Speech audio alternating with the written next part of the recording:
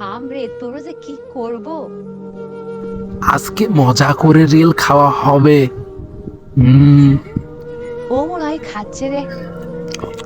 এ কি স্বাদ রে। আহ ও, আর একটা বড় বাছাই করে নেই, খুব স্বাদ। বড় একটা নিব। উফ, ও মা, ওরে। ওই আসে না কে রে? কি হলো রে? এই এ, আমি খেয়েছি, খুব মজা।